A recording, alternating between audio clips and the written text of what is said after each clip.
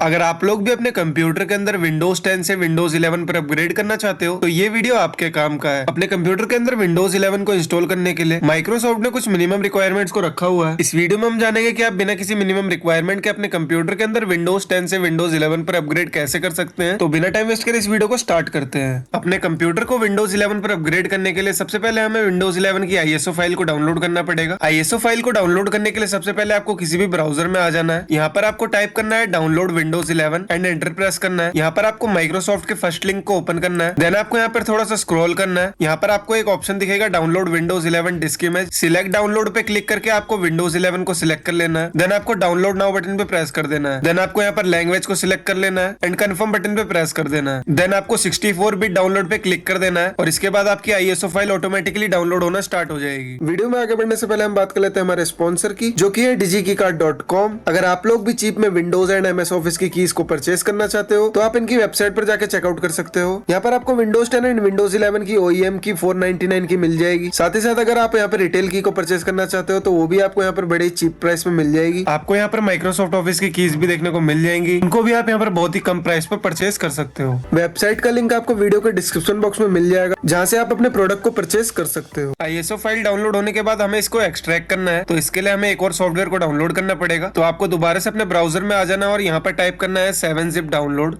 And यहाँ पर enter press करना है। फर्स्ट लिंक को आपको ओपन कर लेना है। देन आपको सिंपली डाउनलोड बटन पे प्रेस करके 7-zip को डाउनलोड कर लेना है। फाइल डाउनलोड होने के बाद आपको इस सॉफ्टवेयर को सिंपली ओपन करना है एंड यस बटन पे प्रेस कर देना है। इंस्टॉल बटन पे प्रेस करके इस सॉफ्टवेयर को अपने कंप्यूटर के अंदर इंस्टॉल कर लेना है। देन आपको क्लोज बटन पे प्रेस करना है। अब आपको ISO के ऊपर राइट क्लिक करना है और आपको यहाँ पर एक नया ऑप्शन दिखेगा 7-zip। आपको इसके ऊपर टैप करना है एंड एक्सट्रैक्ट टू पे क्लिक कर देना है। ऑटोमेटिकली आपकी ISO फाइल एक्सट्रैक्ट होने लग जाएगी।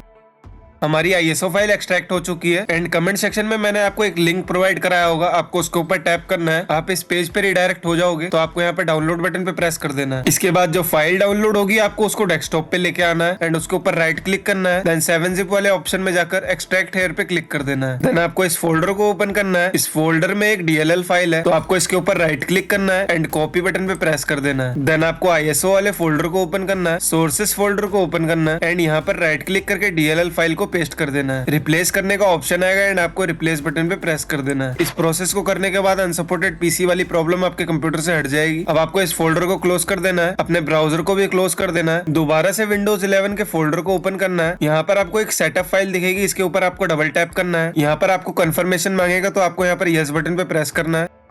सेटअप ओपन होने के बाद आपको यहाँ पर नेक्स्ट बटन पे प्रेस करना है।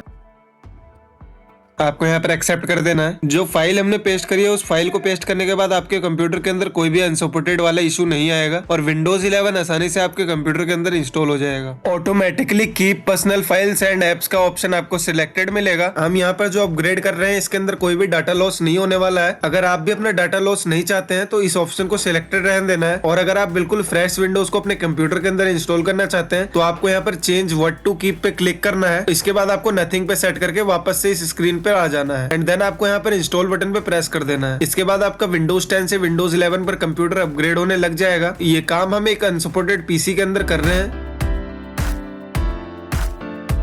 फाइनली यहाँ पर हमारी विंडोज 11 इंस्टॉल हो चुकी है। आप देख सकते हैं हमारी विंडोज 11 की स्क्रीन आ चुकी है। तो यही था आज की इस वीडियो में। इस वीडियो में हमने जाना कि आप विंडोज 10 से विंडोज 11 पर आसानी से अपग्रेड कैसे कर सकते हो, वो भी बिना किसी मिनिमम रिक्वायरमेंट के। तो अगर आपको ये वीडियो पसंद आया तो चैनल को सब्सक्राइब करके वीडियो को एक लाइक कर देना ताकि मुझे एक मोटिवेशन मिले। उसके साथ साथ आप हमारे स्पॉन्सर को भी चेकआउट कर सकते हैं, उसका लिंक आपको डिस्क्रिप्शन बॉक्स में मिल जाएगा। इस वीडियो से रिगार्डिंग अगर आपकी कोई भी क्वेरी हो तो आप कमेंट सेक्शन में पूछ सकते हो। मैं मिलता हूँ आपसे नेक्स्ट वीडियो में।